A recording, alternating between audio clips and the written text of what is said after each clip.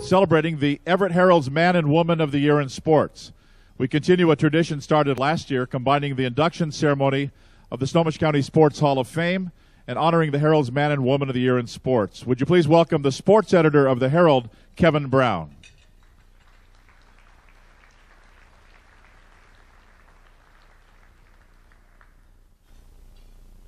Thank you, Tom.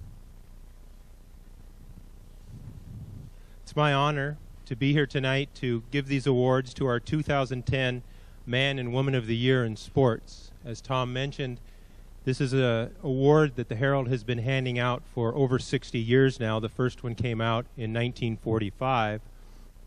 And several of the people in the first Hall of Fame class that was inducted last year are former winners of this award, as are several of the inductees tonight, including Jim Lambright, Vicki Foltz, Keith Gilbertson, Kurt Marsh, and Chris Henderson.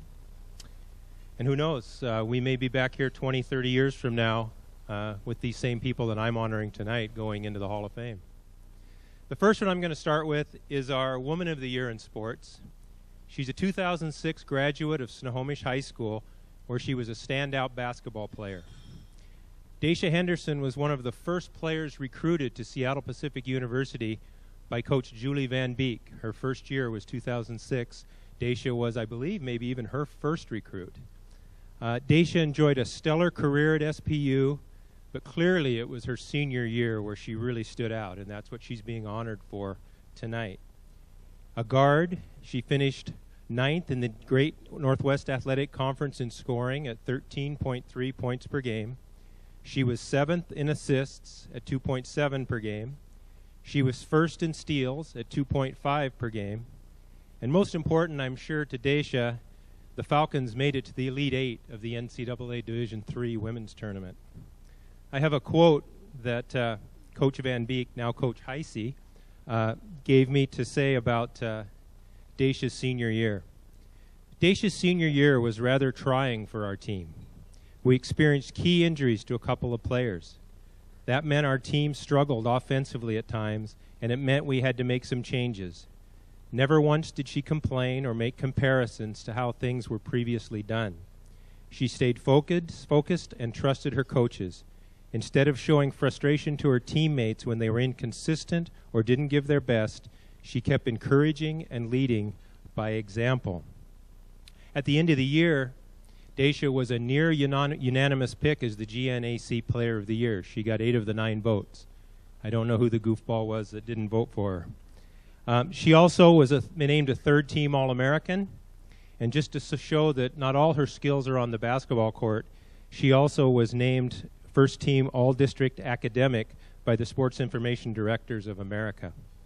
Another quote from her coach says, "I had the privilege of coaching Dacia for 4 years at Seattle Pacific University. I say privilege because it truly was a privilege to work with her on a daily basis all 4 years. Each day that I would walk into the gym, weight room, or locker room, Dacia would make me smile. She brings that out in people because she's always smiling, friendly, and eager to give her best each day." When I talked to her coaches this week trying to get some dirt on Dacia, but she didn't have any, the thing that she mentioned most was the joy that Dacia had as she was playing basketball. She said that joy never left her face. Even in a game against Northwest Nazarene when she got hit in the nose, she still played with joy so much that her coach didn't know she'd broken her nose until after the game. And that kind of toughness, that kind of grit, and just the kind of person that Dacia is the one kind of person that we're very proud to honor tonight. So it's my honor to introduce our 2010 Women of the Year in Sports, Dacia Henderson.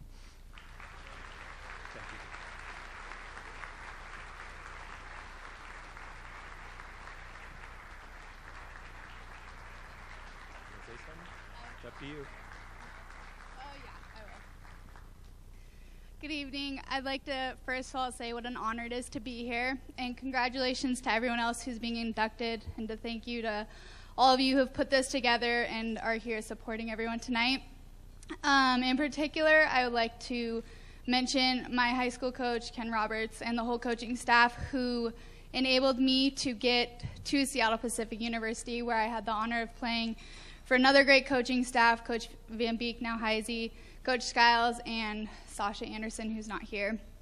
An incredible opportunity. I feel honored to be here, and I hope you enjoy the rest of your evening. Congratulations.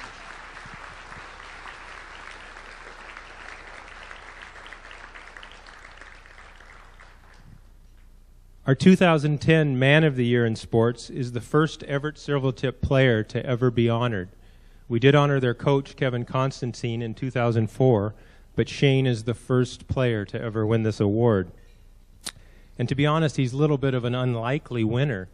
Those of you that follow the Silvertips know that there's been some tremendous talent that has gone through Everett in the last 8 years. Peter Mueller, Leland Irving, Zach Hamill, guys like that ended up being first-round picks in the National Hockey League. Shane did not come to Everett with that kind of hockey pedigree.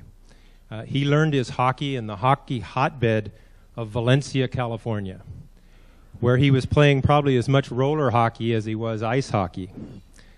I called Doug Sotart, the general manager of the Silvertips, this week to get some background on Shane, and the first thing he called him was a California surfer dude. And he said it took the California surfer dude 2.5 years to wake up. Doug's pretty straightforward. And what he meant by that was Shane didn't really play the way they expected him to for the first 2.5 years that he was in Everett. In fact, it got to the point where Shane actually went in to Doug one day and said, "I'm not doing very well here. Why don't you trade me?" And Doug said, "I've been trying. Nobody wants you." He said, "Just go out and play hockey like we know you can." And that was the turnaround in Shane's career, the 2.5 years here in Everett. The next year, he was co-most valuable player for the Silvertips. And in his final year, 2009-2010, the year for which he's being honored, he was the most valuable player by himself. He finished his career at the Silvertips by scoring a team record 42 goals in the 2009-2010 season. He led the Silvertips with 80 points, and he was named the MVP all by himself this time. He finished his career as the Silvertips all-time leader in games played with 335, goals 100, and consecutive games played at 214. He capped his final year in Everett by realizing one of his childhood goals by signing a free agent contract with the Philadelphia Flyers of the National Hockey League. And in the words of Doug Sotart, the surfer dude became a pretty darn good hockey player. Shane is not here tonight. He is in training camp with the Philadelphia Flyers. So accepting the award on his behalf is his billet, representing the family he lived with his last 2 years here in Everett, Dana Nyman.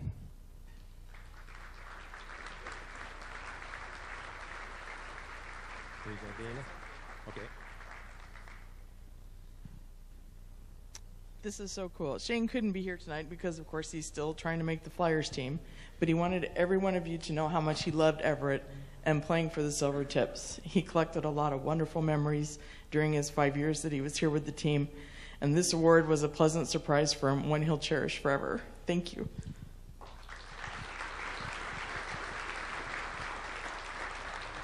Okay, one last thing we have is a video that Shane Harper has sent us from the Flyers training camp. Hi, my name is Shane Harper. I'm sorry I can't attend the awards ceremony. I'm currently at Philadelphia Flyers training camp. I wish I could be there to accept this award, and I'd like to send a couple thank yous. First of all, I'd like to thank the Herald for voting me and putting it together, and I'd like to thank the past recipients of the award for voting for me. It's a true honor. And I'd also like to thank the two families that I lived with while in Everett. I was there for 5 years. I lived with the Scannell family for 3 years, and for my past 2 years I lived with Dana Nyman. And finally, I'd like to thank Doug Sotart and the entire Everett Silvertip organization, from the last year's coach, Craig Hartsburg and Jay Verity. And I loved playing at Everett. Like I said, I was there for 5 years. It was the best place to play. The fans were the best, and I truly loved it, and I hope I can be back soon. And I just want to say thank you for the award.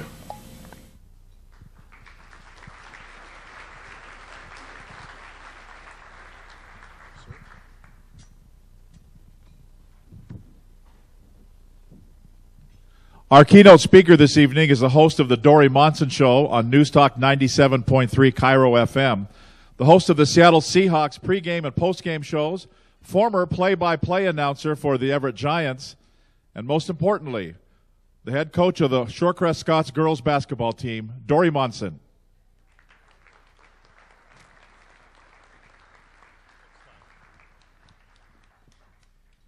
Thank you to Tom. Thank you to everybody for inviting me to be part of such a special night for so many people. Tell you a little bit about myself before I get into the sports stories that I wanted to share with you. Like Tom said, I host a news talk show on Cairo FM from noon to 3. I do the Seahawks pre and post, which I love. I love doing a news talk show. We talk about sports. We talk about pop culture. We talk about politics. I'm not going to talk about politics tonight, don't worry, but I'm fascinated by politics, don't get me wrong. I love everything about politics.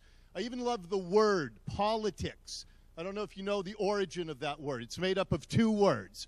Poly, which of course means many, and ticks, which of course are bloodsuckers. Everybody always asks me what's the big difference between Democrats and Republicans. And I always say Democrats see the glass as half empty. Republicans look at the same glass and say, who the hell took half my glass of water?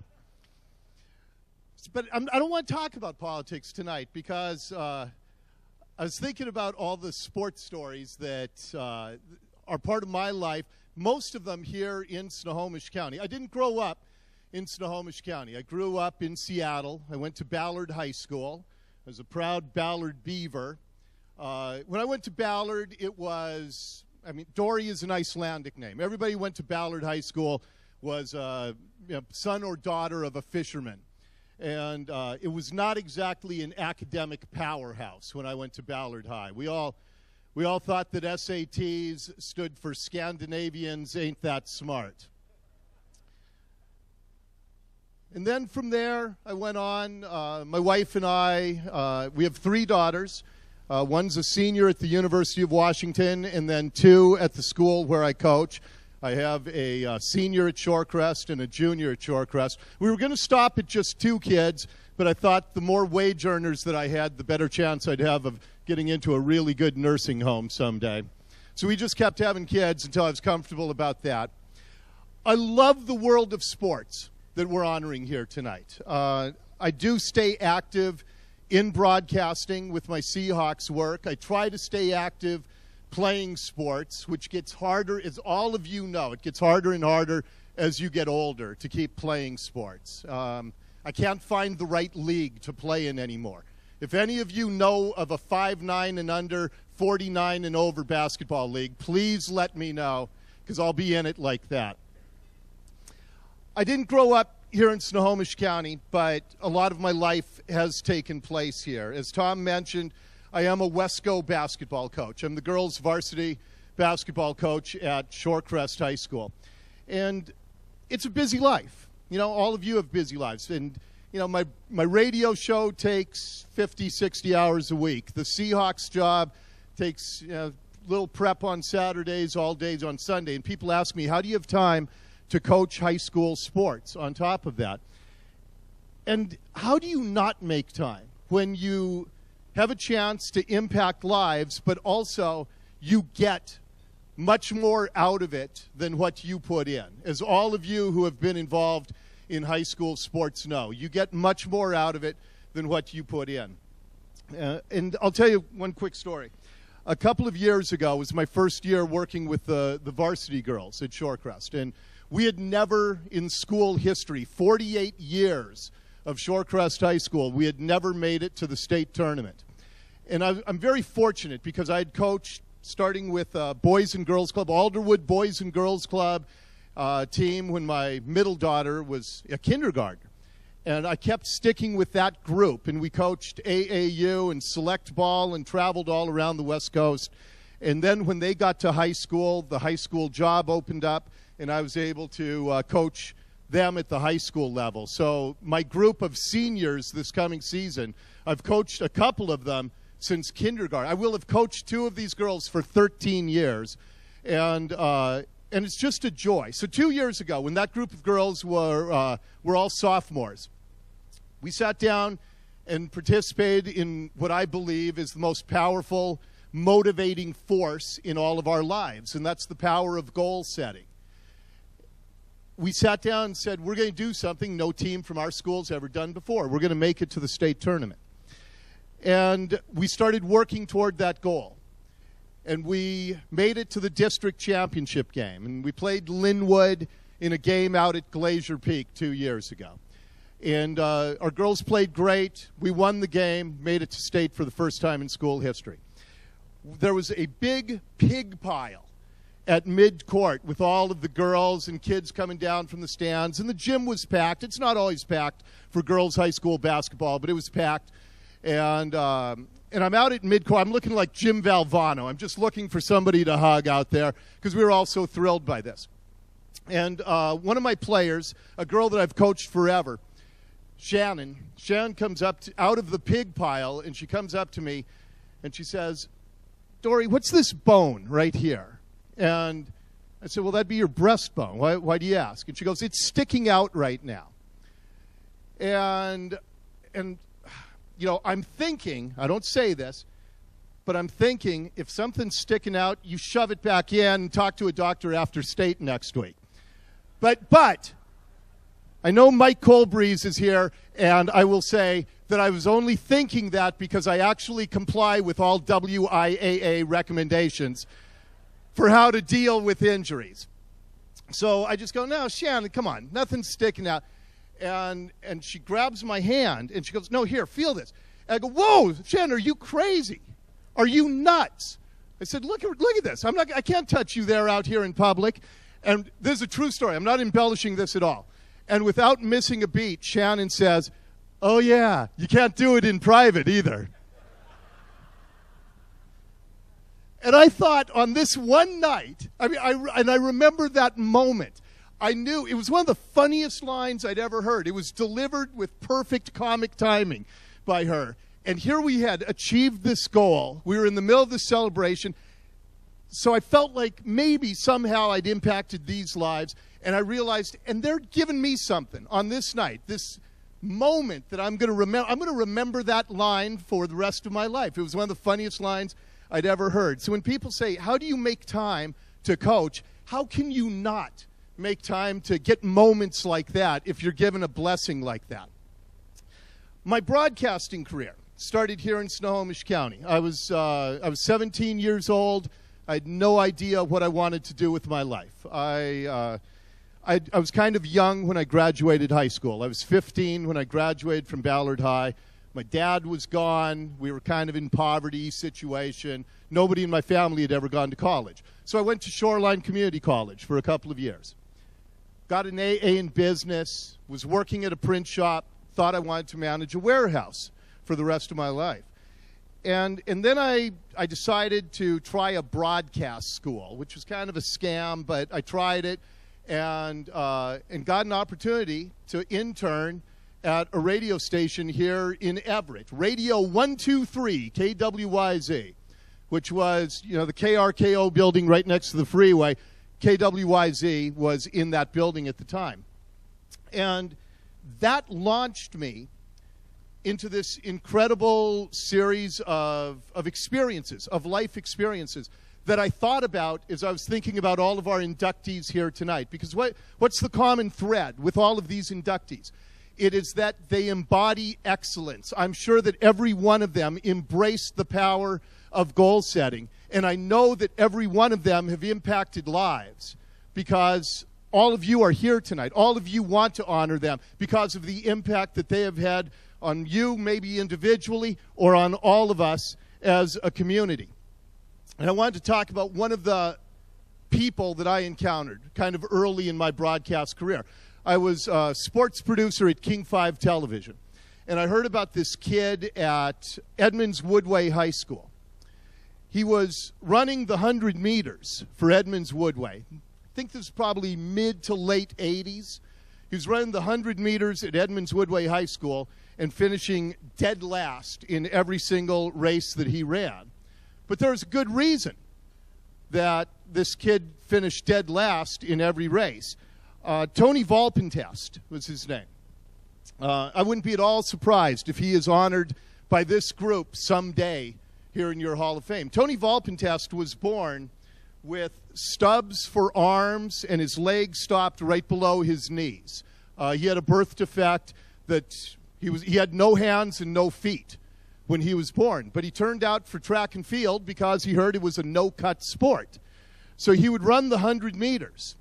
And while high school kids, Kurt Marsh, how fast did a high school kid run the 100? 12, 13, 12 seconds?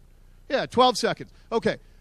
While the fastest kid in the race is blazing down the track in 12 seconds, Tony was taking at least twice that long, 25 seconds, running on these first-generation prosthetics, just struggling painfully, but tremendous applause in the stands when he would cross the finish line. And I heard about this kid, and I went out with King 5 for King 5 when I was working there and did a story with him. And I said, why do you do this? What's your motive? And he goes, I want to be everything I can be, and I think I can be great. And he talked about the power of goal setting, and he told me what his goals were. And they sounded crazy at the time. But Tony got a little bit faster, and I believe it was the people at Nike heard about him, and they gave him a newer generation prosthetic. And all of a sudden, Tony starts blazing down the track. And when I say blazing, I mean flying down the track.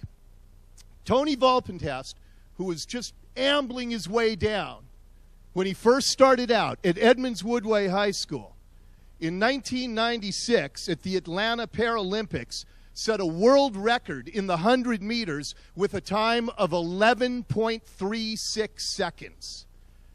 A kid with no arms, no feet, but a will, a desire to excel, a passionate drive to set goals and achieve goals. And 3 years later in Barcelona, Tony Volpentest set the world record in the Paralympics 200 meters with a time of 22.85 seconds. Phenomenal young man. Embraced the characteristics of everybody we're honoring here tonight. And then there's just one more story of a person that I want to tell you about before we get to the honoring all of our inductees tonight. But one other Snohomish County person that impacted my life. And this comes back to everybody who's being inducted here tonight has impacted lives in ways that they know and in ways that they'll never know. When I was 17, when I was trying to figure out if I could get out of the print shop and what I should do, I met a guy who was working in radio here in Everett at Radio 123, the guy who gave me the internship, a guy named Bill O'Mara. I know many of you know who he is. He was just this grizzled guy, 62 years old, wore a toupee, had no money. He slept at the radio station at age 62. He slept on a cot in the back room of the radio station. And he gave me this internship. And he told me under one condition. He said, kid, I'll give it to you, but you're going to go to the University of Washington and get a college degree. Well, like I said, nobody in my family had ever gone to college, and nobody certainly had pushed me toward getting a degree like he insisted on. And so I really wanted the radio gig. I really wanted to begin this adventure, this life that I'd started dreaming of at that point. And so I got into the UW. I was working full-time, had to pay my tuition, and then after 2 quarters, my money ran out. And I had the tough task of telling O'Mara that I got to take a quarter off because I got to work full-time. I have to save up some money because I just have no money. And like I said, this is a guy, 62, slept at the radio station, didn't have a penny to his name that I know of. The only thing he had was the radio station gave him a company car. It was, you remember the Renault Le Car? The really, really ugly Renault Le Car. And this had a big, gaudy logo, Radio 123, on the side of it. And I'm living at home. I'm 18 years old, taking the bus to the UW. And one night at 11:30, I see this Renault Le Car pull up to my mom's house in Ballard. 11:30 at night. And I see O'Mara getting out. And he walks up to the door, and he goes, "Kid, I want you tomorrow, go to the University of Washington, pay your tuition, and keep going with school." And I said, "Bill, I'd love to. I got to save up some money." And he pulls out of his pocket 6 $100 bills. And I have no idea where this guy, to this day, I don't have an idea where this guy got this money. And I tried to turn him down. And it was impossible. It was impossible to turn him down. All of this came flooding back to me in April of 2009. And this is why I am so honored to be part of this induction ceremony tonight. April of 2009, I'd lost touch with O'Mara, to my shame. I called him every 6 months, every year. I got a call from a guy I didn't even know. He said he's at the hospice at Stevens Hospital in Edmonds, and he doesn't have much time left. It was a Friday afternoon. I finished my radio show. I raced out to Stevens Hospital. His daughter had gone out for dinner. He was alone in the room. Apparently, he'd been out, unconscious, for a couple of days. And I walked in, and he came to for about a minute. And in defiance of the cancer and the pneumonia that had gripped his body, he smiled at me. And he was intubated, so he couldn't talk. But I sat there, and I started telling him this story of the impact he had on my life.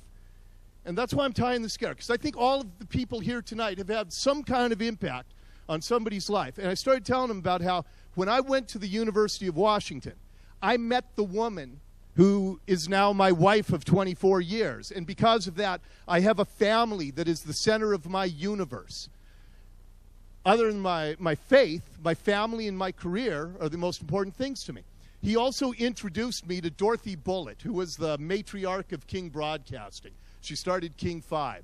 And because of that, I got an internship at King 5, which got me a sports producer job, which got me a radio show, which got me the career that I have now. And so I was holding his hand, and he came to for about a minute. And I thanked him for my life. I thanked him for everything in my life. And I waited until he was in this fog of morphine before telling him that. And that's to my shame. I really wish I had told him that when I knew the words were getting through.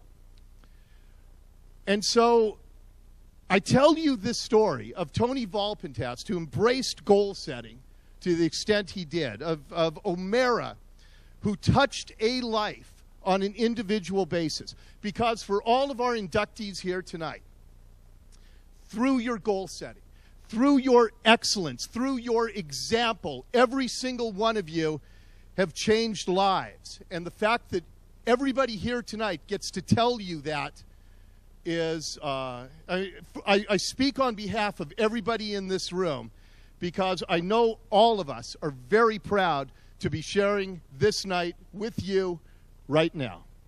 Thank you very much.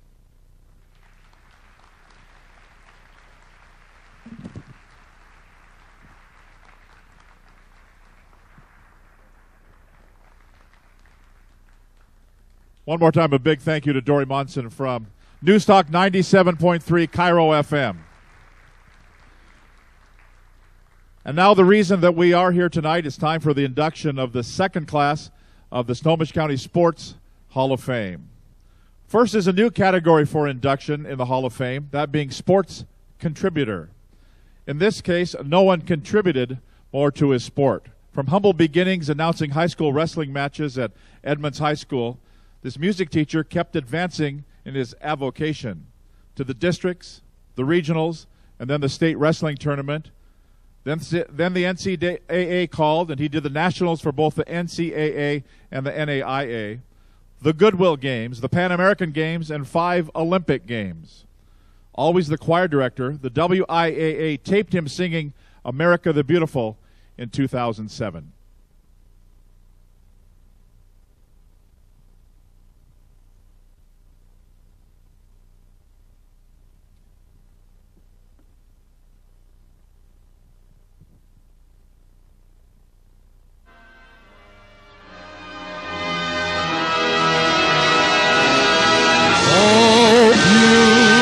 wishful for patriots' dreams that sees beyond the years.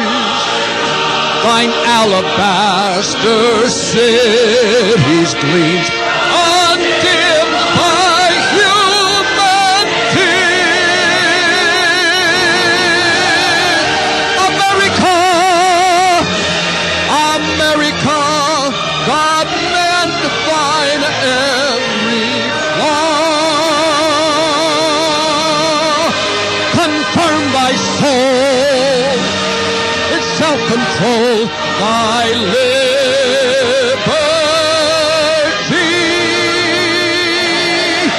in law.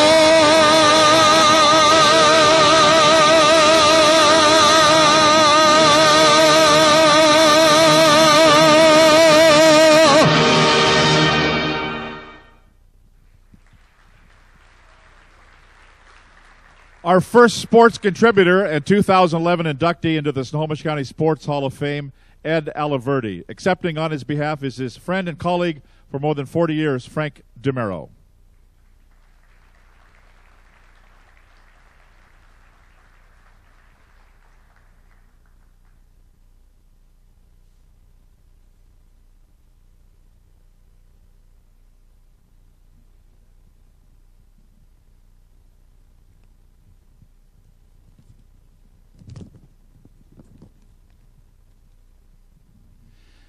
It's a great honor to represent the Aliverdi family. Shirley, where are you right there? And Jan, Les, and Gina, would you please stand? This is the Aliverdi family. All right. It's a great honor to represent them in accepting this award. Mr. Aliverdi, Ed Aliverdi, was just much more. He was much more than a friend, much more than an educator. He was much more than a director, a trumpet player, a singer, and a dancer. A lot of people didn't know that he was involved in so many different things. He was much more than the wrestling announcer at Edmonds and Mount Lake Terrace High School when he started. In order to do that, he joined the wrestling team literally. Turned out with them to get to know what wrestling was all about. He was much more than a state WIAA wrestling announcer, NAIA, as you just heard, NCAA national wrestling announcer, and he was much more than a 5-time wrestling announcer for the Olympics. He's much more than a grandpa.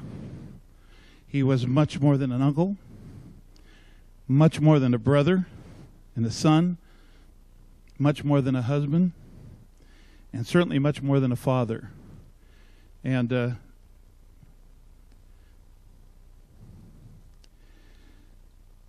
I don't know if you ever had someone in your life that was just bigger than life, but that was Ed Aliverdi.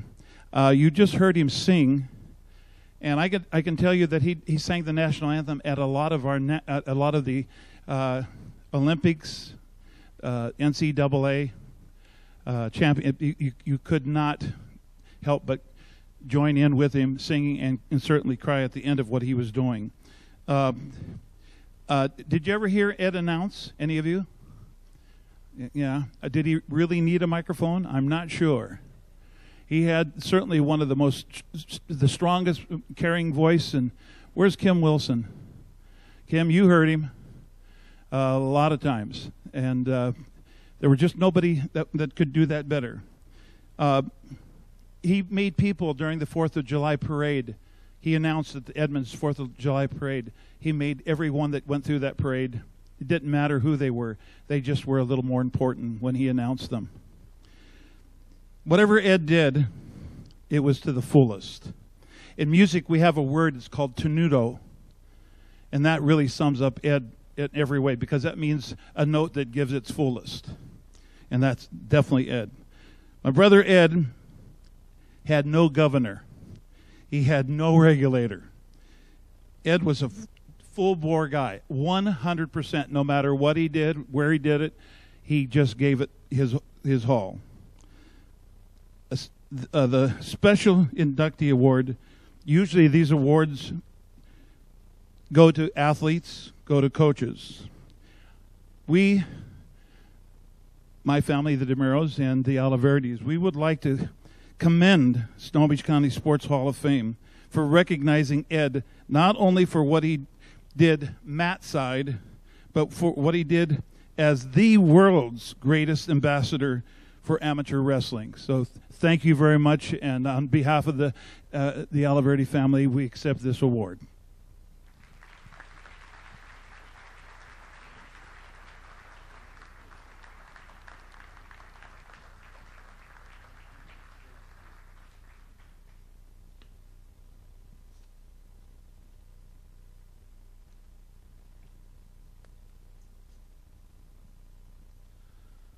Coached by the legendary Dick Armstrong, the 1976 Snohomish Panthers went 9-0 in the regular season, 13-0 overall, and outscored their opponents 345-62, including 7 shutouts. The Herald called them the finest high school football team ever from Snohomish County, led by Armstrong as well as assistant coaches Keith Gilbertson, Perry Stanvik, and Jerry Simisich, and on the field by 3 All-State first-teamers, Kurt Marsh, Jerry McLean, and Chris Utt. Ladies and gentlemen, the 1976 Snohomish Panthers. Guys, all the members up front, please. Come on up. We got to do a picture, so come on up, guys. Each of the team members receives a framed certificate with the player's name and engraved in recognition of achievement as a member of the 1976 Snohomish High School football team. It's signed by Frank Foster, chair of the Snohomish County Sports Commission, and dated today.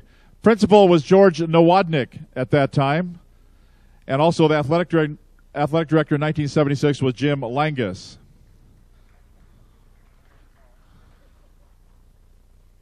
I got to get out of the way. I wasn't on the team.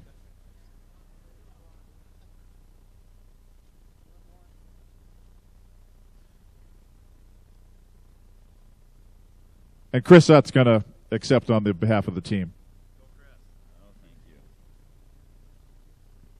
Okay, I'm honored to accept this award on behalf of the 1976 Snohomish Panther High School football team. Our team had it all. Size, quickness, strength, and speed. And we also had something you couldn't coach, and that was heart and desire. I still remember the night after winning 12 games in a row, heading down to the state championship game on the bus. It was so quiet, and the whole town was pretty much shut down. We had quite a following. The game was tight. For the first time all season, we were trailing in the fourth quarter, 6-7. Federal Way had the ball inside the 10-yard line, first and goal.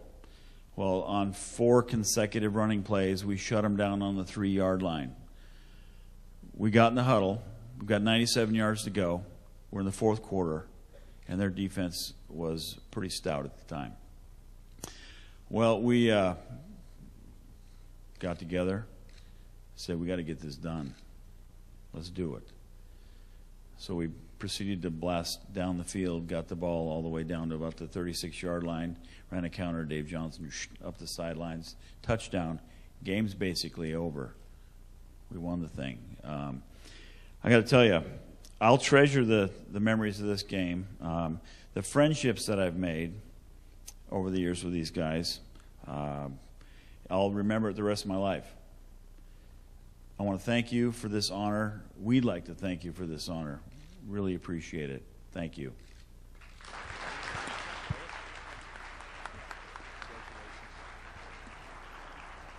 Turn this way. Yeah.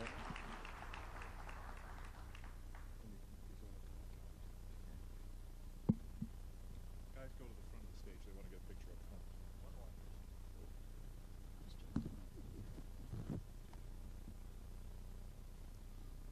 While they're getting one more picture, we're going to have Snohomish School District Athletic Director Mark Albertine come up. Oh, hi. How are you? Nice to see you.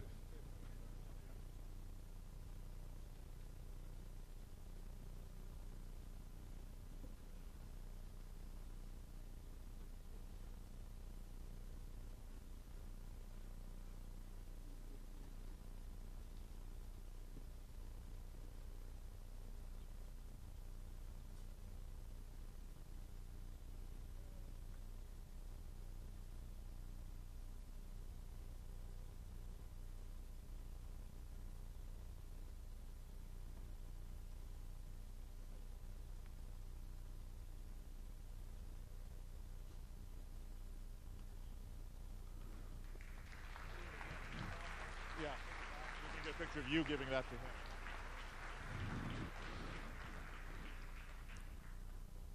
So Chris is going to officially present the plaque to Snohomish High School for their Hall of Fame and their trophy case as well. We're not going to get a picture of it, but that's what we're going to happen right now.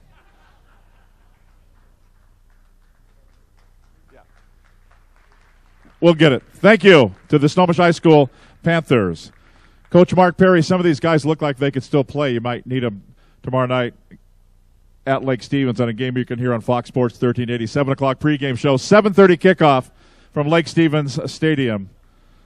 The 1-year anniversary of the Ike Special, by the way. Now the individual inductees into the Snohomish County Sports Hall of Fame. A member of the Everett Community College Athletic Hall of Fame, our first inductee this evening achieved international acclaim as a long-distance runner, competing in the 1,500, 3,000, 5,000, and 10,000-meter runs. She also won the USA and Canadian cross-country championships in 1967. She won 4 gold medals at the 1981 World Veterans Championships at the age of 35. She was the Herald's Woman of the Year in Sports in 1968, and she's now entering the Snohomish County Sports Hall of Fame in 2011. Please welcome Vicki Foltz.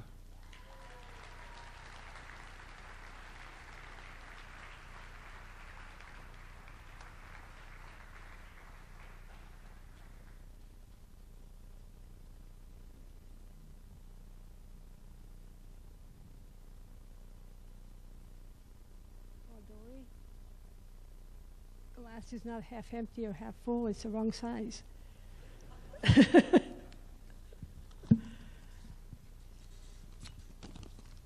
I don't have a speechwriter, so I jotted a few things down. But good evening, everyone, and thank you for coming to give us a pat on the back. And for the lack of better choice of words, I have profound thanks and appreciation to all who have made this event possible, most notably the Snohomish County Sports Commission and the Selection Committee, who saw me as a worthy candidate for this award.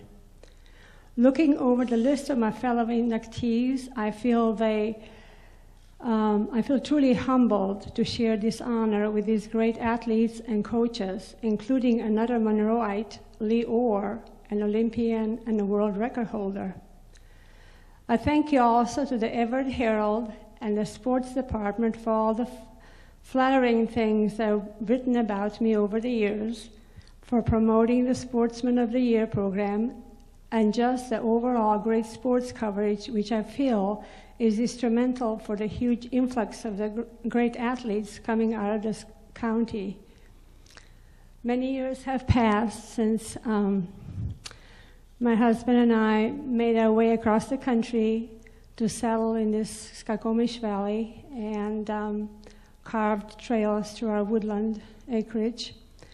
And it was at that time we kind of instigated the interval training because let me back up. We started off in Seattle, and we came because we heard of this very fine runner by the name of Doris Brown Heritage and the program that was advancing for women's running in the West Coast.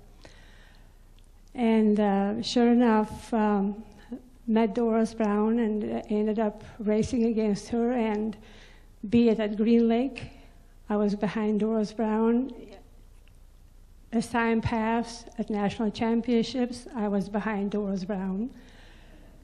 Went to World Games, I was behind Doris Brown. I could never catch Doris Brown. In any case, so we started off in Seattle, but then I became pregnant, and so we went out in the country to hide in the woods and run pregnant. And and so eventually at 9.5, anyway, so I was going to say, we instigated the interval training. I would run through the woods, and then, when baby was born, I would check on the baby, run another lap, check on the baby, and so on. And after, this baby was born after 9.5 months when I was on a crosscut saw one day, all day clearing the trails. And we named him Forrest because he was almost born in the woods. And he's there, our firstborn, Forrest Foltz.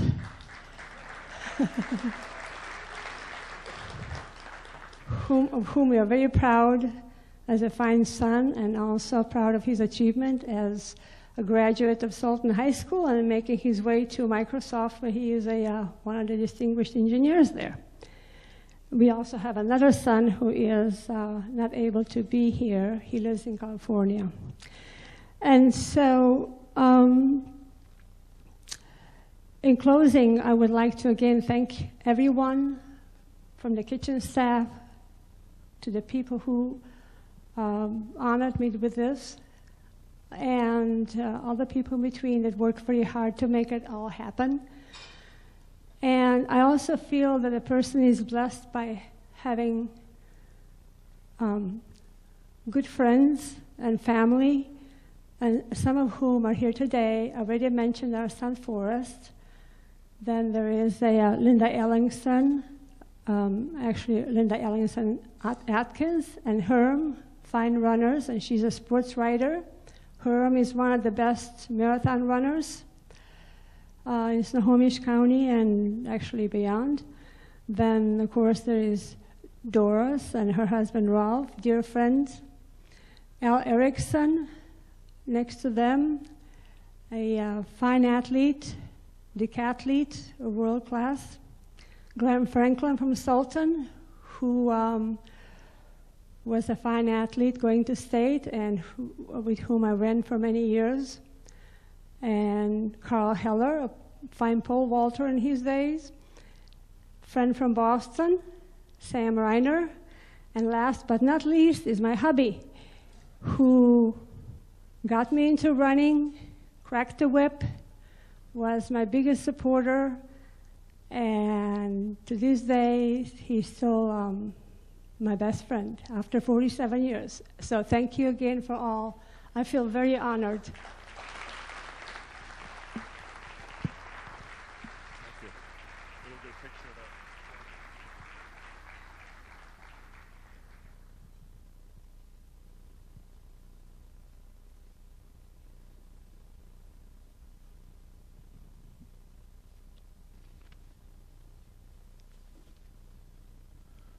Growing up in Everett, our next inductee began playing soccer at the age of 5 and hasn't quit since. He helped lead Cascade High School to 2 consecutive state championships and was named 1989 Gatorade Player of the Year, as well as named a 2-time Parade All-American. He then took his talents to Westwood to play collegiately at UCLA, where the Bruins won an NCAA title.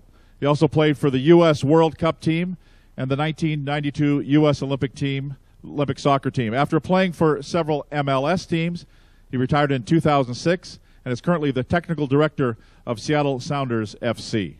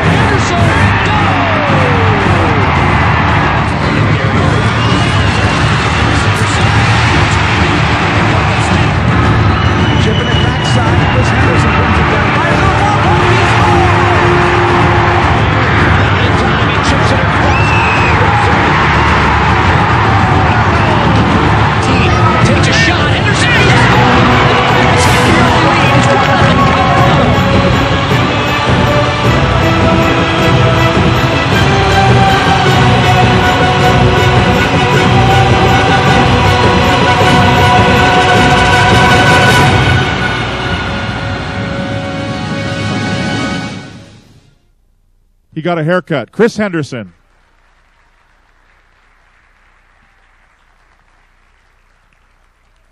Thank you. First, I'd like to congratulate all the other honorees.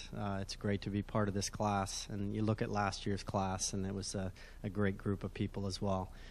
Yeah, 16 years as a pro and probably 16 different hairstyles. You know, I'd like to thank my colleagues from the Seahawks and Sounders here who are here tonight. I know it's a busy schedule and a busy time of year, so thanks for being here. I want to say, Dory, I think with Ziggy here, I think with your setting goals and your speech, we might have to bring you in the locker room to motivate the guys before the game. I would like to take a minute to recognize a couple people here. It's always great to come back to Everett. And the first two people I saw tonight were Coach Haldy and Coach Brady, my first two soccer coaches for the Stampeders. So it was great to be able to see them and you know, think back on memories and playing here in Everett. And I always came back between pro seasons and trained here. But I'd like to recognize my family who's here tonight. Sean, my brother, and his son, my mom, Dick and Mary Henderson, Nori, my girlfriend, Aiden and Anna, my two children, and Tony, who's here tonight. I have a quick story. My father and mother, without the support they've given me throughout my life, I wouldn't have accomplished all the goals in soccer that I've had, and I realize that now, having two children and how much time you spend chauffeuring to practice. But my father used to always say, when we'd go to a game, he'd say, "Do you have butterflies?" And I said, "Dad, I don't know what butterflies are. What does that mean?" And he said, "Do you have a funny feeling in your stomach?" And I said, "Yeah." And he goes, "Good. It means you're ready." And I always remembered that. And I knew if I went to a big game and I had butterflies, that I knew I was ready to play. Thanks for this honor. Thanks to the commission. Congratulations.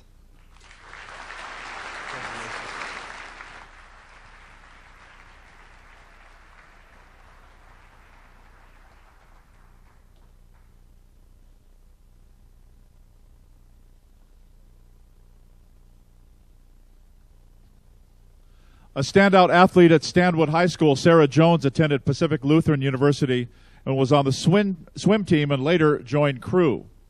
She never looked back. Actually, she never looks back. She's rowing backwards. Anyway, her rowing stints included UC Santa Barbara, UMass, and the U.S. national team. After an accident that nearly left her paralyzed, she recovered to medal at the NCAAs and compete at both the Sydney and Athens Olympic Games. She also coached at Clemson University.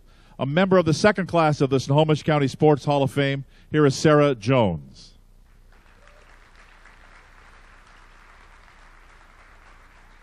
Thank you. Thank you so much. Good evening. Thank you so much. Congratulations to my fellow inductees. Looking over the list again, I think we all feel humbled and excited to be part of such a great team. Also thinking about what a great team award you gave first. I don't think any award is an individual award. I think each one is a team award. And I try to figure out how many people I can thank tonight. I don't think the night's long enough. I was in athletics since my grandmother took me to swim practice.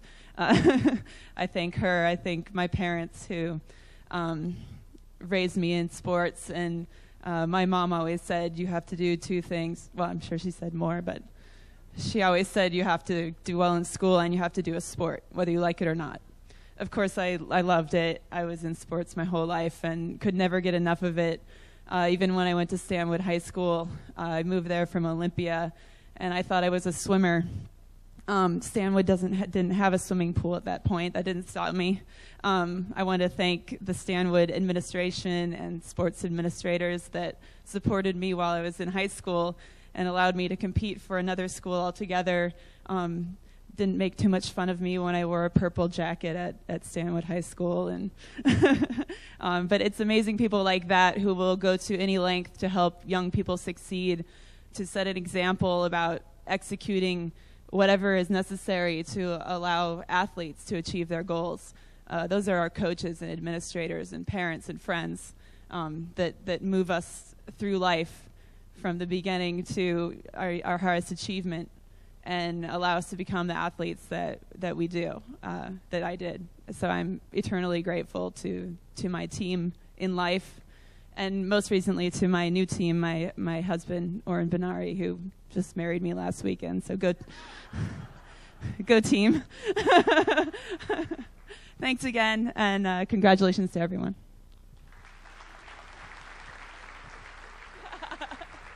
Thank you.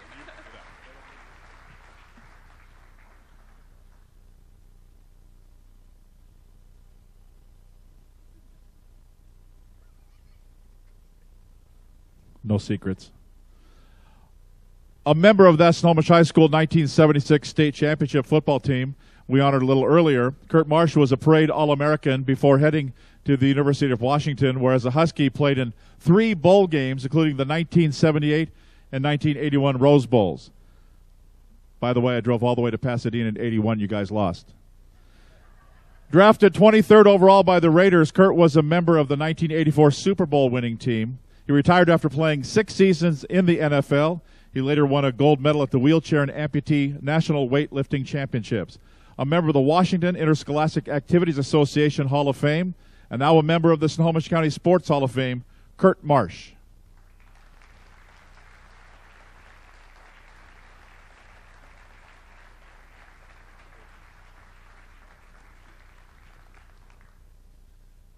All right, thank you. Like everybody else, it is a humbling experience to be included with this group of people inducted tonight. I feel several things. I feel humbled tonight. I feel supported, but I also feel a unique sense of appropriateness for this entire evening.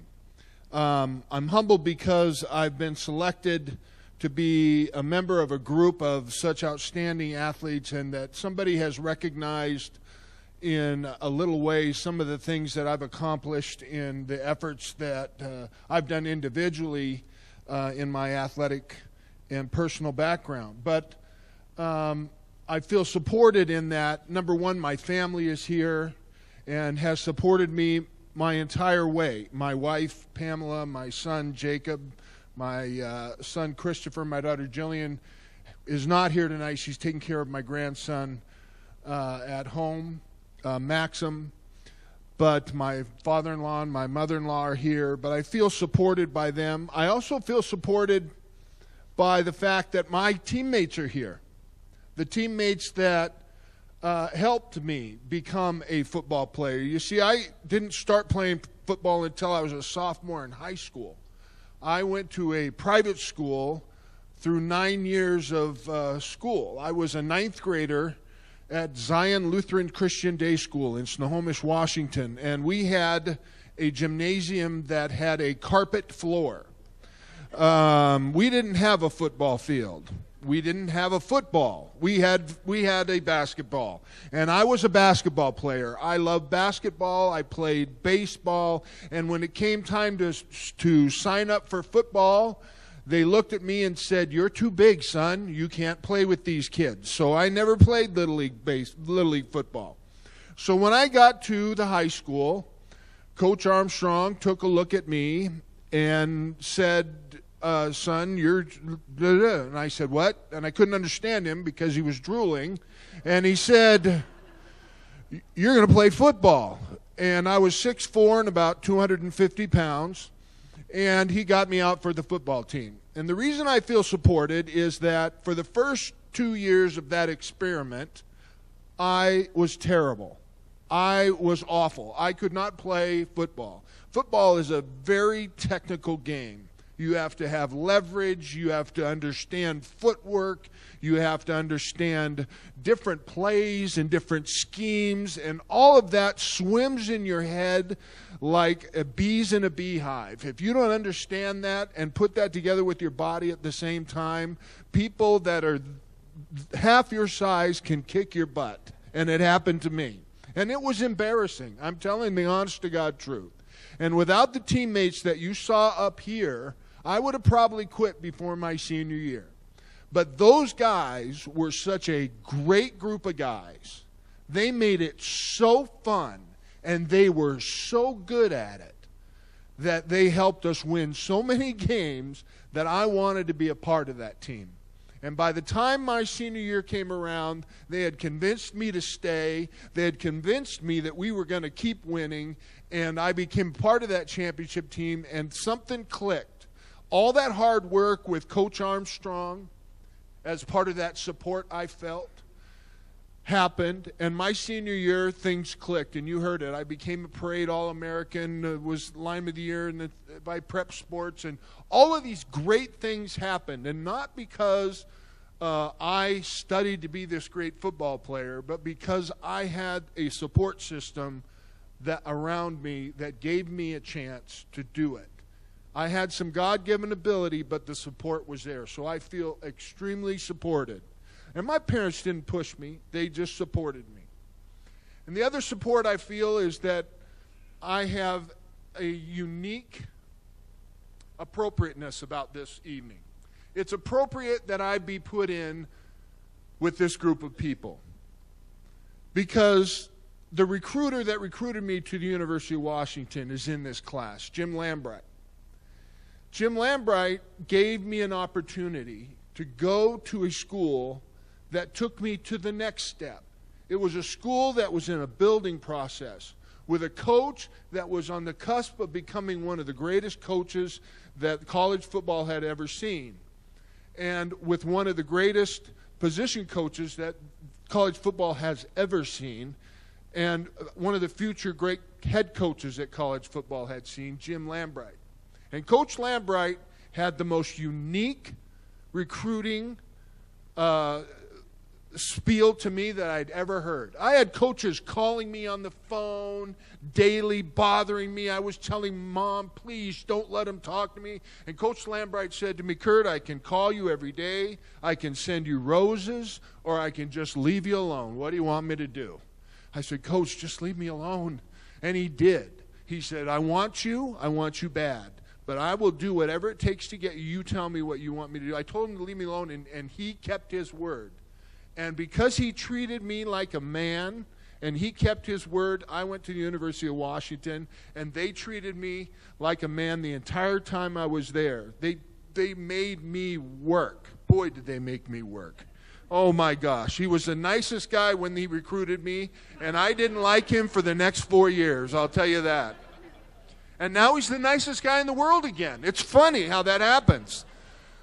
Don James was the same way. But he's become an extremely good friend, and I appreciate everything he's done for me. He gave me a chance, so it's appropriate that I'm here tonight with him. And it's also appropriate that I'm in this group today accepting this with all you people here in this community, because this community has done nothing but support me. Before I was an athlete and after I came home being an athlete. I started a career here at the City of Everett, and you supported me. I've done speaking here, you've supported me. I've lived here with my family, you've supported my family. Everything I've done in this community has been met with nothing but support. And so, yes, I feel humbled to be selected by the few athletic things I've done that you've recognized. I feel extremely supported, and I feel like it couldn't be more appropriate that I be put in this group with my teammates, with Coach Lambright, and last but not least, with Coach Keith Gilbertson Sr., who without him training me every offseason, I wouldn't even be up here. He was the cog in the wheel that made me successful as a professional athlete. So I want to thank you and thank everyone here again for giving me this opportunity.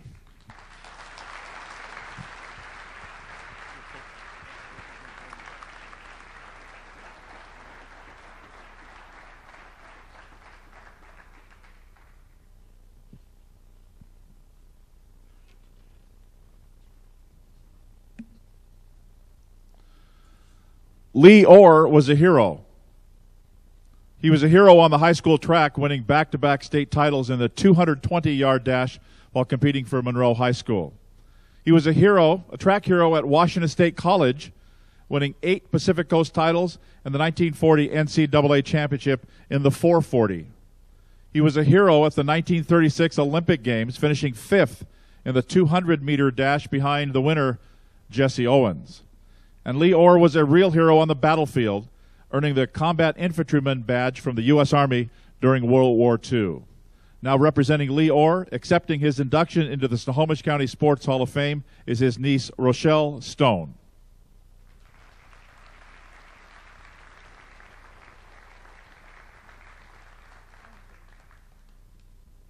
I didn't realize when I accepted the invitation that I was going to need to speak. I might not have come. That said, I feel a tremendous responsibility to thank you on behalf of my uncle. Uncle Lee had a pretty ordinary life as a child. He and my dad, Jack Orr, moved from Canada when they were very young boys, 3 and 5. Shortly after they moved here, their mother died. So my grandfather had to raise 2 boys as a widower. And his principle was work hard and stay out of trouble. And the harder you work, the less trouble you'll get in. And the one thing that the Orr boys shared in common is they were built for speed. Our family has long legs and big feet. And they loved to run. And run they did. They ran home from school. They ran to my uncle's business. That was a gift they had, and they both enjoyed it. My uncle especially. It was natural to him. It wasn't even work. Now, fast forward to the 1930s. In 1935, he's a high school runner, doing very well, winning lots of awards.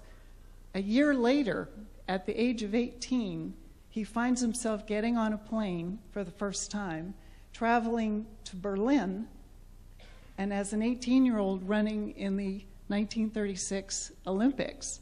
And by the way, the audience consisted of Adolf Hitler and his main people. So my uncle ran right into history. And it's a race that he remembered very fondly. It was difficult to get my uncle to ever talk about his career. He was not a man of very many words, and he was very humble most of his life. My husband and I, a few years ago, as he got older, kept asking him questions, especially what was it like in the Olympics? Fascinating. And his fondest memory was one of the races he lost, which was to Jesse Owens. And his comment about that was, Jesse Owens was a real gentleman. Well, my Uncle Lee was also a real gentleman. So on his behalf, thank you all. Thank you, Snohomish County, a county that he loved very much. We appreciate it. Thank you.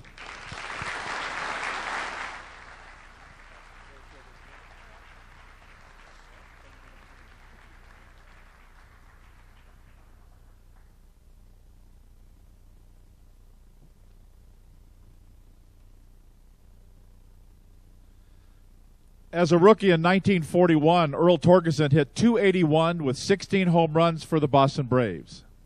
Chipper Jones of the Atlanta Braves is hitting .281 right now with 17 home runs as he speaks. Chipper is going to make $14 million this year. Born in Snohomish, the second Earl of Snohomish signed at age 17 with the Seattle Rainiers. After a stint in the Army where he was injured at the Battle of the Bulge, he played 15 seasons in the big leagues and for 3 World Series champions in Boston in 1948, for the White Sox in 1959, and the New York Yankees in 1961. After retiring from baseball, Earl returned to Snohomish County and served in county government until his retirement. Earl Torgerson is a 2011 inductee into the Snohomish County Sports Hall of Fame. Accepting on his behalf is his daughter, Tina Bertoldi.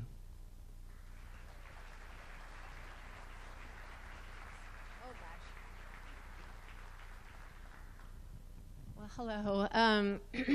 Earl loved 4 things in life: his family, his country, baseball, and Snohomish County. So this is a huge honor. He loved being from Snohomish County. Okay, do you know the one baseball player who played in 3 different World Series on 3 different teams in 3 different decades? That's Earl. And he isn't the Earl that's a Hall of Famer, Earl Averill. But he is a Trivial Pursuit answer in the board game. So if anyone plays that, you'll know that answer. That's him. I want to tell you some things, though, that are not in the record books. Earl loved to sing. He was known to grab a mic when he had the chance and croon the oldies. And he had a good sense of humor and was a practical joker, I think. And he was among the earliest of ball players to wear glasses in the big leagues. And he was famous for his horned rim glasses. And he got the name Superman because he looked like Clark Kent. And he earned that name, I think, in his play. He hit a home run in every stadium in baseball during his career. So every stadium he got a home run, and he was a fan favorite and always known to twirl his hat in the air when he ran the bases. He never passed an opportunity to sign an autograph for a kid. There are a few things we're sure about. He proudly served his country in World War II. In fact, he was one of the first his group to liberate a concentration camp, but like so many of our veterans, he never spoke about that. He never spoke about baseball, for that matter. And Earl made many contributions to young people wherever he lived. In Florida, in his early baseball career, he helped build a baseball field, still active. And after his playing days were over, he developed and ran a sports camp in Wisconsin, where he brought underprivileged boys from inner city Chicago to play ball. But his heart was always back in Washington, and he moved back to the one place that he called home, Snohomish County, where he served as county commissioner and emergency services director. And he took every opportunity to contribute to youth sports in Snohomish County, including managing and coaching American League ball for 7 years. The first week he started emergency service director, he kicked off his career overseeing the county's response to massive fires. And then, as if to say goodbye, the week he died, 1990, Snohomish County experienced record flooding. So I'm sure he was smiling down on us and whoever was trying to cover him at that point. No matter what his career, Earl always showed up to be in the game. So on behalf of his family, I'm pleased to accept this honor from my dad.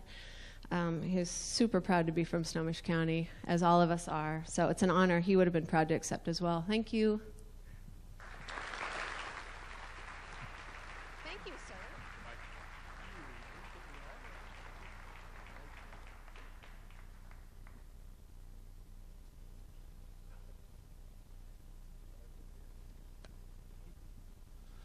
There are people you call Coach. Coach Perry, Coach Lambright. You call them Coach even after they retire and no longer coach. That never happened with Keith Gilbertson. He never didn't coach. 61 years at Snohomish High School. Need help getting prepared for college football? Coach would help you. Heading to the NFL? Coach Gilb would help you. Coach, I can only get there at 5 a.m. There's Coach with the keys to the weight room. From the day he returned to his alma mater, Snohomish High School, as a teacher and coach, until the day he left us, Coach Gilby left an indelible mark in every player he touched. From the All-State football player to the last player on the girls' JV basketball bench, Coach would help. Now a member of the Snohomish County Sports Hall of Fame, accepting for Keith Gilbertson, is his son, Jim Gilbertson.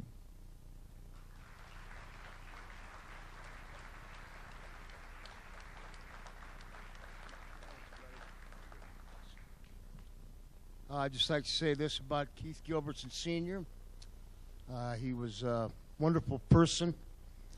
He was a dedicated teacher and a coach, a great husband, but by far and away, he was better being a dad. Thank you very much. Thank you, John. There you go, buddy.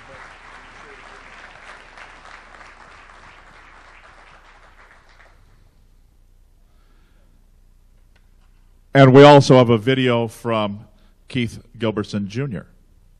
of the Cleveland Browns. Hi, this is Keith Gilbertson. I'm sorry I can't be with you tonight, but we're here at the Browns facility in Berea, Ohio, getting ready for our opening game. On behalf of my entire family, and in particular my father, I want to thank you for inducting my dad into your Hall of Fame. He would be very proud and honored, and I know he'd be awfully proud to know he's being inducted along with some very close people to him, Jim Lambright, Kurt Marsh, Earl Torgerson, and the 76 Panther championship team. I'd also like to thank Frank Foster and his committee for the great job they do in helping us to continue to enjoy the great sports legacy we have in Snohomish County. So again, on behalf of my entire family, thank you for inducting my father into your hall. Good evening and go Browns.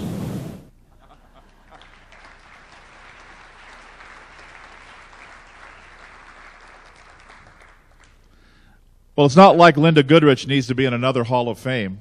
She's already in the NAIA Hall of Fame. She's already in the Western Washington University Hall of Fame, the Northwest Women's Sports Hall of Fame, and the Hall of Fame of her alma mater, Lake Stevens High School. She was only the third NAIA women's basketball coach to reach 400 victories. After her coaching career, she moved into sports administration, including 13 years as Western's athletic director. Guess what? She's good at that, too. Named a Sports Administrator of the Year 3 times. From Lake Stevens to Bellingham to the Snohomish County Sports Hall of Fame, please welcome Linda Goodrich.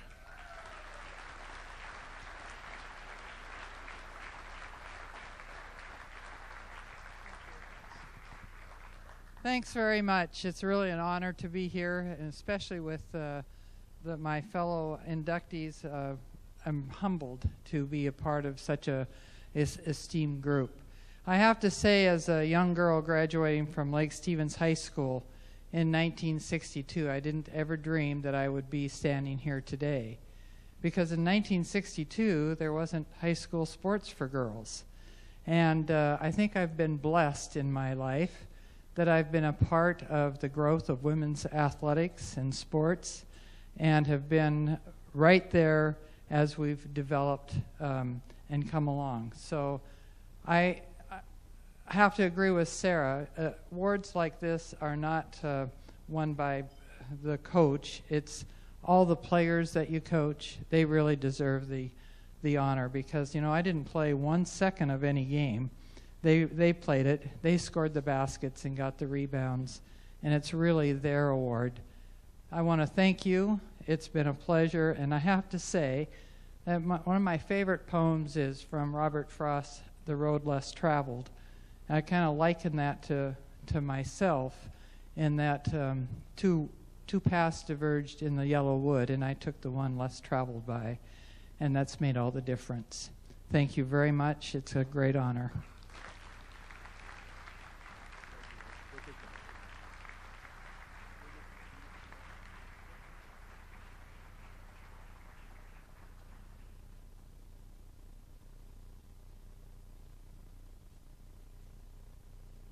Why don't we just gather up all the Snohomish County coaches and induct them all at the same time? I still like the fact that for a couple years the Seahawks, the Cougars, and the Huskies were all coached by Everett High School graduates. After playing at Everett High School, our next inductee played college football for the University of Washington, and then began the climb up the coaching ladder to UW assistant coach under Jim Owens, defensive coordinator under Don James, and then head coach in 1993. Many, many bowl games, national championships, and dozens of NFL players are among the accomplishments of our next inductee. Please welcome Jim Lambright.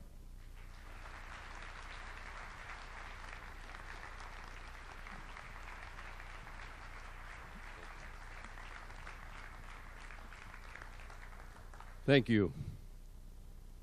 First, my wife, Lynn.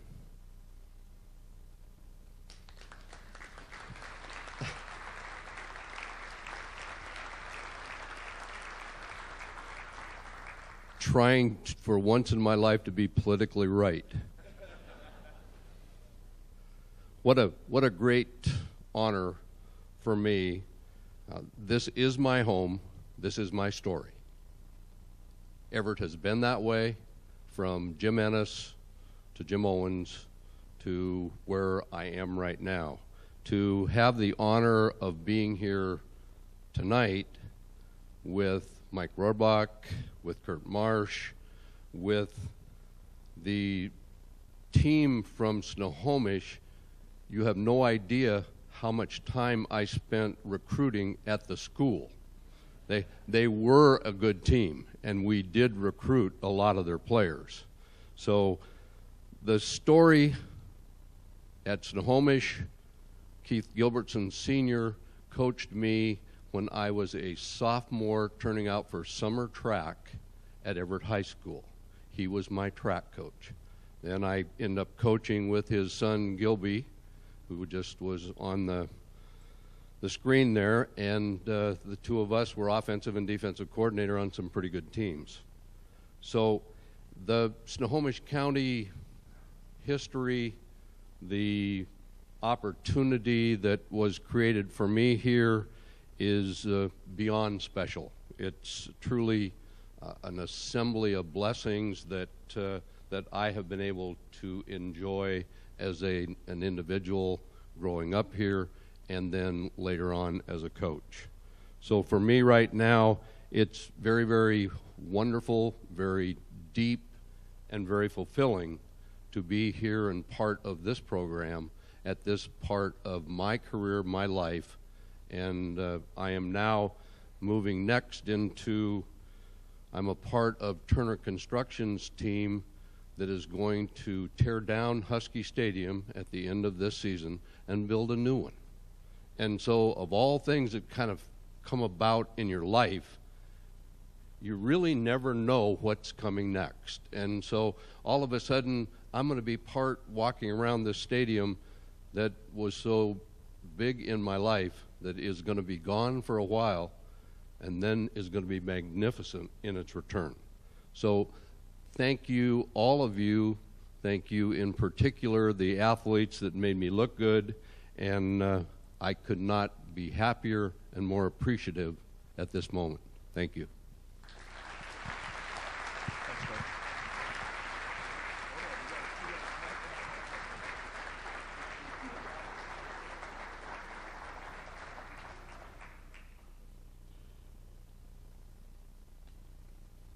Now, ladies and gentlemen, would you please welcome back up to the stage Snohomish County Sheriff John Lovick, along with Everett Police Chief Kathy Atwood.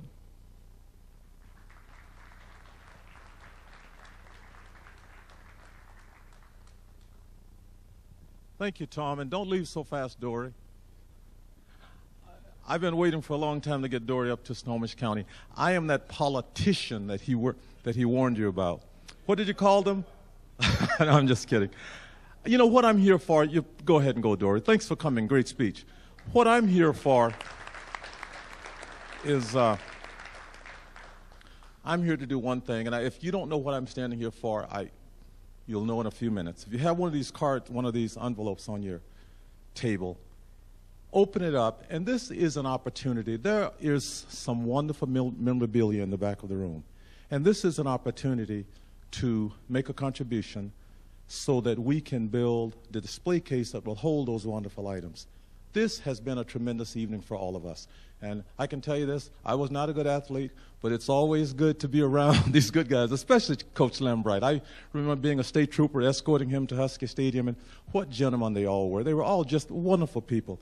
This gives us an opportunity to give back and help build that display case. So if you'll take the time to write a check, large or small, it will help us continue this great program. And thank you for being here, and anything you donate will be very much appreciated. And it's also tax deductible. So thank you very, very much. Thank you. And he is a politician in many ways. Thank you. We were all inspired, I think, very much tonight by the stories that we've heard and by the memorabilia that we've seen. And please help us honor all of these memories by helping us construct our display that'll be here at the arena. So again, large or small, we appreciate your help, and thank you so much for coming tonight to this wonderful event.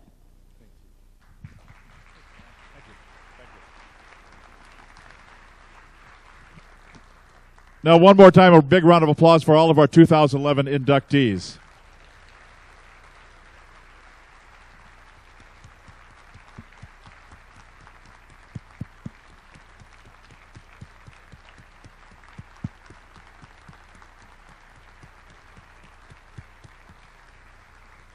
Thanks again to Frank Foster, his entire committee. Special thanks to the Snohomish County Sports Commission, all of our sponsors, including the Herald and their Man and Woman of the Year in Sports recipients.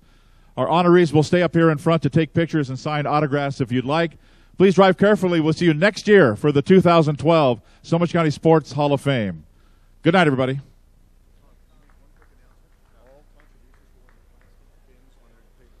Yeah, the contributions go in the plastic sacks on your plastic.